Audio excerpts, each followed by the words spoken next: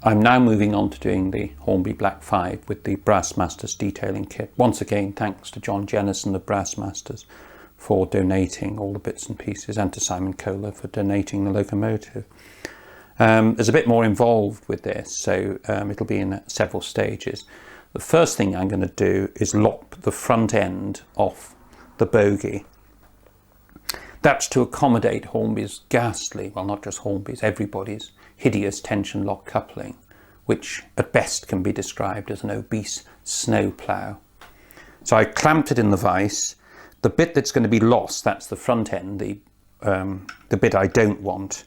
For goodness sake, don't clamp the bogie in the vise that you want, where you want to keep it, because it really is a beautiful piece of moulding. And simple old junior hacksaw with a fairly new blade, and the guard irons, they're the little bits that stick out for removing objects on the track, are going to be my guide.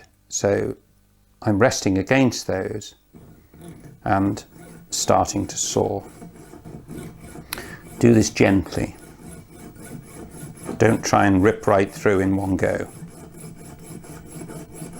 And err on the side of caution, so work slightly away. If anything, angle the blade slightly away. You feel it go, just gently. And then you're through. Guard irons are retained. And this ghastly, obtrusive lump. Spot on. While I'm here, using the back of the vise as an anvil, it's a very nice fret that Brassmasters give you. One or two of the rivet details have to be punched out. Now, if you do it really properly, then you use a riveting tool. I haven't got one of those, so Mo, 60th birthday coming up. I just sort of tap them.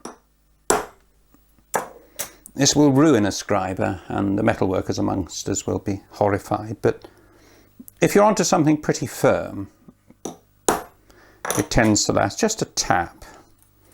You'll see this effect more clearly when I come to do the work back on the workbench.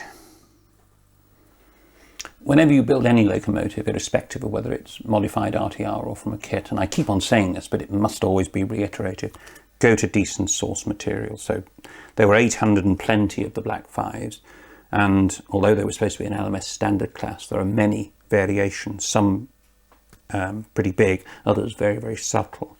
So the Power of the Black 5s book like that, full of accurate prototype information.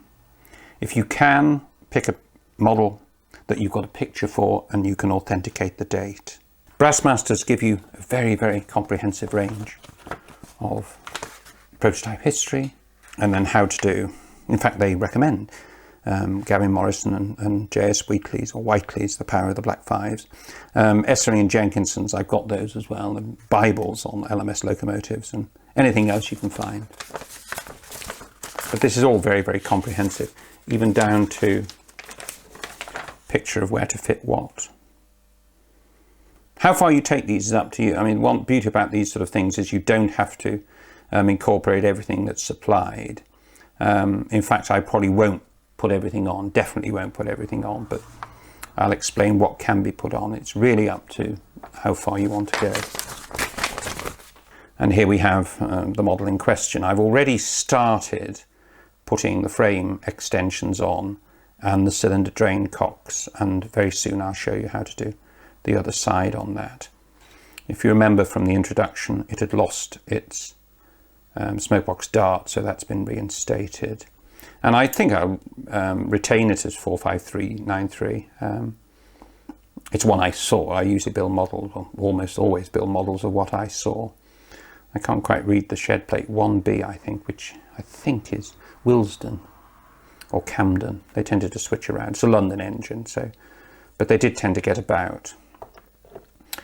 And you get several castings. There are plenty more, but this is just a selection in white metal and in lost wax brass, and also the etch, which you saw me hammering out the rivets. Here we have the bogie with the front lump taken away. Just needs a little bit of dressing back with a file. Brassmasters actually give you replacement guard irons, but since I've managed to retain these unmolested, then I think I'll just leave them on. That's the Hornby wheel I've taken off, and this is the replacement Markets wheel. They're both, ironically, the right diameter, but the Hornby flange is so horrid. I suppose it's got to go around train set curves. This won't be going around train set curves. And all we need to do then is replace the bogie wheels. Always best to have a few washers, little Romford or Pico style washers. Now this is going to make hygienists horrified.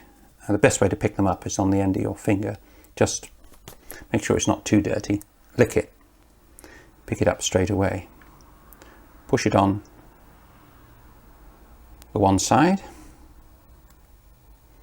That prevents any touching then of the wheel. Although the wheel is insulated at the hub, if it's a bit of slop, it can actually touch. But if you look there, absolutely bucket loads of space.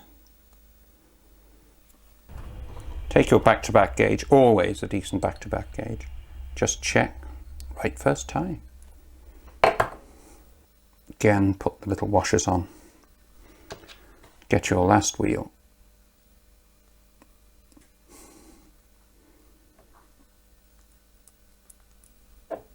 Check the back-to-back. Spot on again, gosh. And that will go underneath, and it's a huge improvement. Huge improvement, immediate. There are some bits that Hornby supply that you've got to fit on, and I'll show you how to do those in just a few minutes.